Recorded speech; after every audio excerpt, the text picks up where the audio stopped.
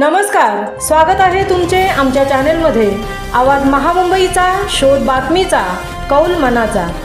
चला तर मग आमचे चॅनेल शेअर करा, लाईक करा आणि सबस्क्राईब करा। धन्यवाद। म्हसळ्यात अल्पवयीन मुलीचा लैंगिक छळ, 20 वर्षीय युवकाला म्हसळा पोलिसांनी केले अटक। खेड्यातील मुलगी सोशल मीडिया वापराने सापडली लैंगिक छळाच्या जाळ्यात।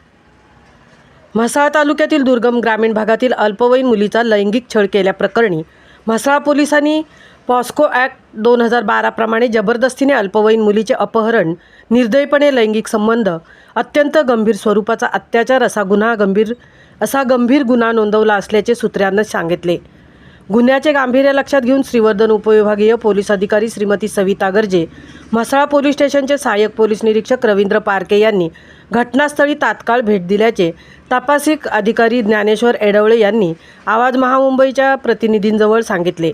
म्हसळा पोलिसांनी काही तासाच्या अवधीतच नराधमाला अटक केल्याने म्हसळा पोलिसांचे कौतुक होत आहे।